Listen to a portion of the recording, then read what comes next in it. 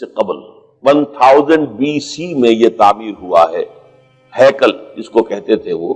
اور وہ آج کل جیسے ٹیمپل کہتے ہیں، ٹیمپل آف سولومن، یعنی ہیکل سلیمانی یا معبد سلیمانی، ہم اسے مسجد اقصیٰ کہیں گے، دور کی مسجد۔ اس کے بعد وہ یہ ہے کہ تقریباً 600 قبل مسیح میں 587 ایگزیکٹلی اس میں اس کو گرا دیا گیا نیبوکڈنیزر نے۔ پھر یہ کہ تقریباً 200 برس کے بعد دوبارہ بنائی گئی اسی جگہ پر، پھر اسے 70 عیسوی میں پھر گرا دیا گیا، وہ آج تک گری پڑی ہے۔ تو جب حضور صلی اللہ علیہ وسلم کو معراج ہوا ہے تو وہاں کوئی عمارت نہیں تھی، البتہ یہ کہ معلوم ہوتا ہے کہ ایک گرجا وہاں پر بنا دیا گیا تھا، اس لیے کہ یہ جب ہیڈریان نے اس کو آباد کیا دوبارہ سن 70 میں تو تباہ و برباد کر دیا تھا ٹائٹس رومی نے سن 70 عیسوی میں، حضرت عیسیٰ علیہ السلام کے رفع سماوی کے 40 برس کے بعد تو اسے گرا دیا اور پورا شہر ویران کر دیا۔ لیکن پھر 60-70 برس کے بعد وہ ایمپرر تھا ہیڈریان رومن ایمپرر، اس نے دوبارہ آباد کیا، اور دوبارہ آباد کیا تو اس کا نام ایلیا رکھا، اب یروشلم نہیں رہا۔ اور پھر یہ کہ جب سن 300 عیسوی میں جو ایمپرر کانسٹنٹائن تھا قسطنطین، وہ جب عیسائی ہو گیا تو اب یہ پوری مملکت عیسائی ہو گئی، تو پھر وہاں ایک گرجا تعمیر کر دیا گیا۔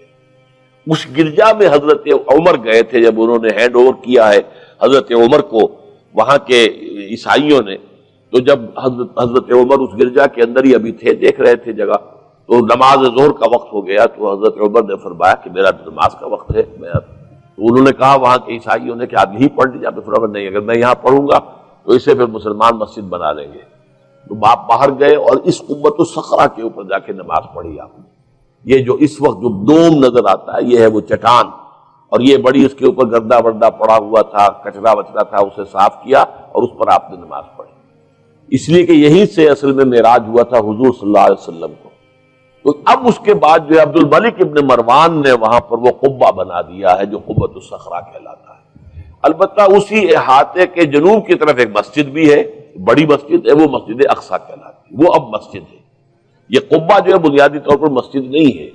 یہ تو یوں سمجھیے کہ جیسے کوئی ہمارے ہاں مقبرہ ہوتا ہے، درمیان میں قبر ہے، اس کے اوپر بڑا سا گنبد بنا دیا ہے، چاروں طرف جو ہے زائرین کے لیے جگہ ہے، ایسے ہی یہ وہ چٹان ہے۔ کہتے ہیں یہ چٹان جنت سے آئی تھی، جیسے کہ حجر اسود جو ہے جس کے بارے میں روایت ہے کہ جنت سے آیا ہوا ہے پتھر، اس طرح یہ چٹان بھی جنت کی ہے۔ بہرحال یہ بہت بڑی ایک چٹان تھی، بڑا پہاڑ کی مانند تھا یہ، جس کے اوپر کے پھر ہیکل بنایا تھا حضرت سلیمان نے۔ اب ہوتے ہوتے وہ چھوٹا رہ گیا ہے، جیسے کہ اب کوہ صفا کوہ مروہ کیا رہ گئے، کچھ بھی نہیں ہے، ان کا نشان ہے صرف کہ ہاں یہاں کبھی ایک پہاڑی ہوتی ہوگی جس کے کچھ پتھر جو ہیں وہ نظر آ رہے ہیں۔ اسی طرح سے وہ ایک چٹان ہے، اگرچہ بہت بڑی ہے کوہ صفا اور مروہ کے مقابلے میں، تو اس کے گرد ایک پلیٹ فارم سا بنا دیا گیا ہے اور اس کے اوپر یہ قبہ ہے۔ تو یہ ہے اصل میں جو کہ حرم شریف کہلاتا ہے اس وقت، اور سارا جھگڑا جو ہے یہود کا اور مسلمانوں کا وہ اس پر ہے، ورنہ یہودی یہود بیراق جو ہے، جو یہودی وزیر اعظم ہے اس وقت، اس نے یہ آفر تو کر لی تھی کہ ٹھیک ہے مسجد اقصیٰ موجود رہے اور اس کے اوپر جو ہے کنٹرول بھی فلسطینی مسلمانوں کا رہے،